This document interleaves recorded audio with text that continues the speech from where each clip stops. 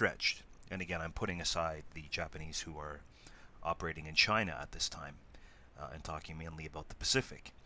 But on the other hand, uh, as Allied forces drew closer to the home islands, resistance certainly seemed to stiffen. The Japanese were fighting harder and harder, even though they were more and more hard pressed. And as I mentioned in the previous slide, Japanese tactics had evolved so that Japanese troop strength, was preserved for as long as possible during the battle. In the fighting in 1942 and 1943 in places like New Guinea or Guadalcanal, in the Solomon Islands, for instance.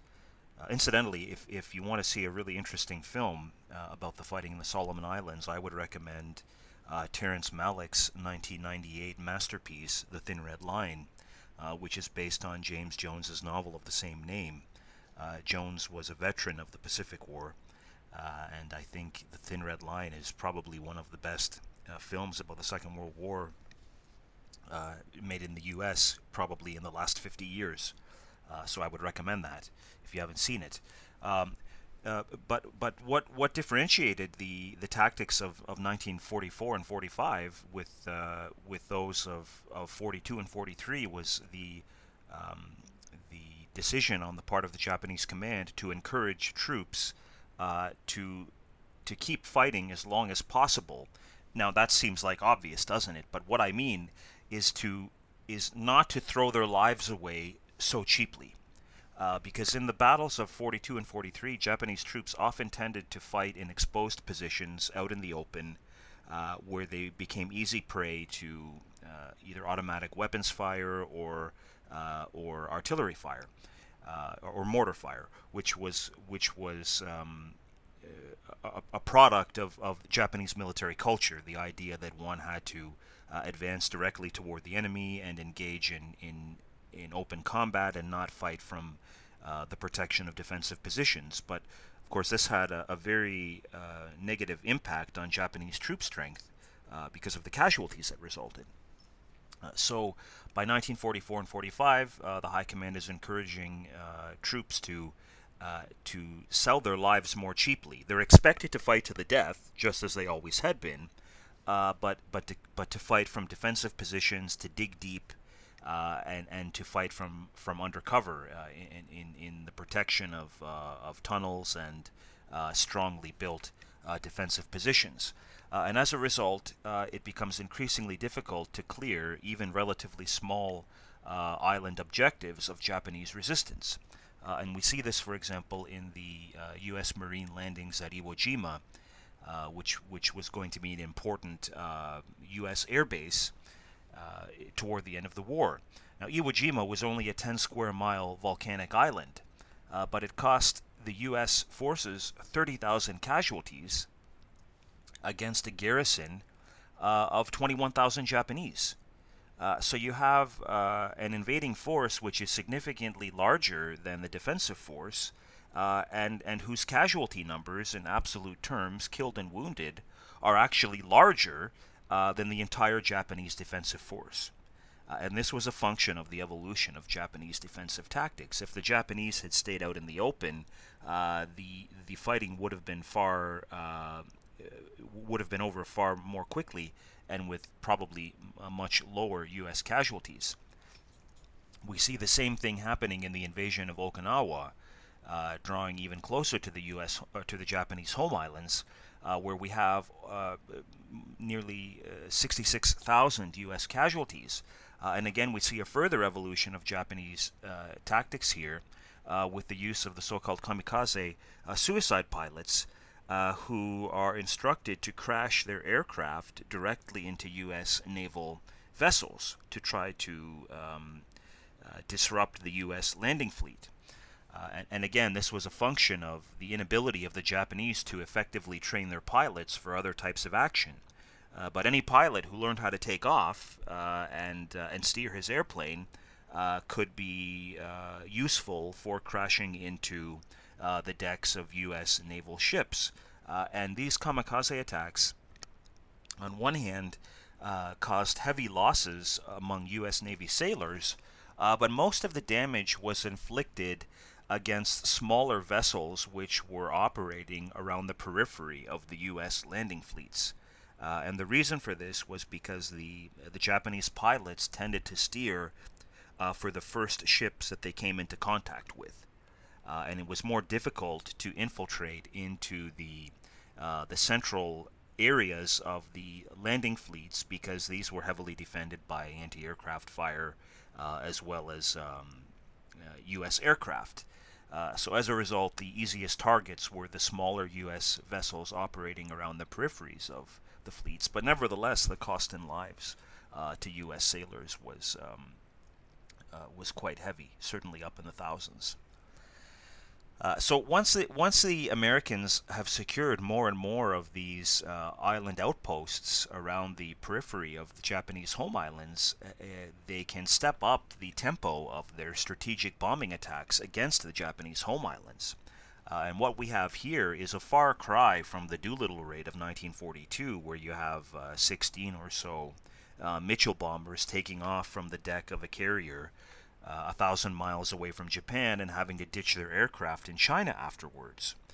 Here we have massive raids of heavy bombers that are dropping incendiary ordnance over Japanese cities with terrible consequences for the inhabitants of those cities. And keep in mind here that most of the buildings in densely populated Japanese cities are made out of wood and other combustible materials. And once they catch fire, it's almost impossible to control the fire. So the photograph on this slide here on the right-hand side, one may assume this could be a photograph of Hiroshima or Nagasaki after the atomic bombings of August 1945, but no. This is Tokyo in March of 1945. After the famous or the infamous firebombing raid of the 9th of March, which destroyed much of Tokyo and cost 80,000 Japanese lives on the ground. So that's the same level of destruction, both in terms of physical damage to buildings, as well as loss of life that we see in the atomic bombings of a few months later. In that respect, I think it's useful to look at the atomic bombings not as a turning point in strategy, but merely a turning point in the type of technology that is being applied in a strategy of extremely destructive application of strategic air power. Only the means change. The consequences essentially are similar, except of course that in the case of the atomic bombings, one has to also contend with the impact of radioactive fallout, which has a long-lasting impact, of course, on people's health and well-being who live in the areas where those where those atomic weapons were used in Hiroshima and Nagasaki. So when it came to the question of how to end the war with Japan, Allied decision makers, and we're talking here principally about American decision makers, had a range of options that they could weigh and balance. And we're talking here roughly about the summer of 1945. One option, which was already under preparation, was to execute an extensive two-phase conventional invasion of the Japanese home islands that would be carried out at some point in 1945 and would surely last into 1946. And even by the standards of the amphibious landings in the European theater of war, this would have been a massive operation involving something on the order of 1.3 million men, the entire U.S. Pacific Fleet, reinforcements from the Royal Navy, and something on the order of 5,000 aircraft. So it would have been the greatest amphibious operation up in history up until that time. On the Allied side, on the American side, of course, one had to prepare for very heavy casualties, both in terms of the American and Allied forces involved, as well as Japanese civilians who were by this point in the war increasingly being mobilized, such that anybody that could carry a weapon would be involved in the defense of Japan, irrespective of their age or gender. Uh, there's been a lot of conjecture in the last 30 or 40 years about exactly how many casualties, at least amongst American soldiers and Marines, or American service members more generally, that U.S. invasion planners, imagined.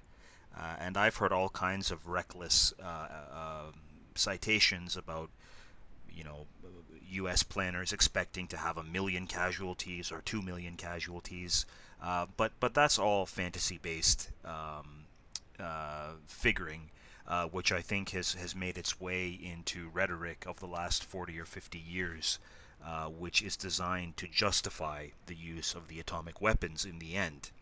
In fact, U.S. planners estimated, based on their experiences in campaigns such as on Okinawa, Iwo Jima, and the earlier campaigns in the Central and Southwestern Pacific, that Allied casualties or U.S. casualties, including killed and wounded, could reach as many as 500,000.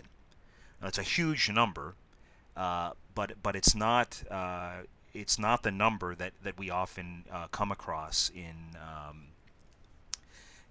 popular media and popular discussions and political speeches of recent times, which is usually a six-figure number. In any case, it would have been extremely expensive. There is no doubt about that. So this was one option, and it wasn't an option that anybody was particularly enthusiastic about. But if the war was going to be ended, sometime in the near future, without the use of atomic weapons, it was really the only option. If that's what was desired. Now, another and I'm talking here about military options. Another military option was to continue with the naval blockade, the submarine campaign, which was having an absolutely disastrous impact on U.S. On Japanese merchant shipping capacity, as well as the heavy conventional strategic bombing that was already underway, with aircraft based in places like Iwo Jima and the other island possessions that the Americans had already overrun. And we've seen the sorts of damage that these bombing raids could inflict, such as was the case in the March 9th firebombing over Tokyo. That strategy, of course, would result in even heavier loss of life amongst Japanese civilians, especially the young and the old, who were least able to withstand the privations of hunger and homelessness. But the problem with that strategy, on top of the humanitarian dimension, was that it had no clear timeline.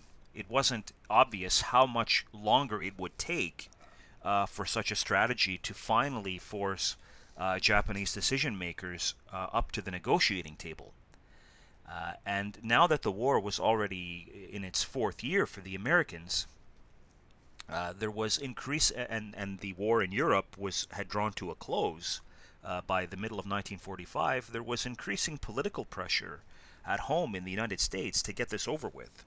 Nobody wanted to be involved in a perpetual global conflict. So that was not an especially attractive option either.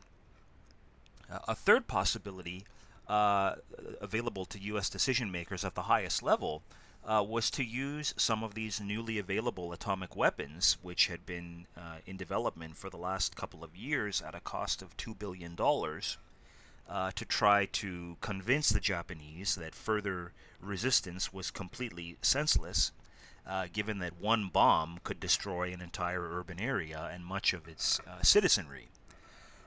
And of course, there were various pros and cons, strategic pros and cons to that type of approach. One of the advantages that some U.S. advisors to the president suggested was that it would not only encourage the Japanese to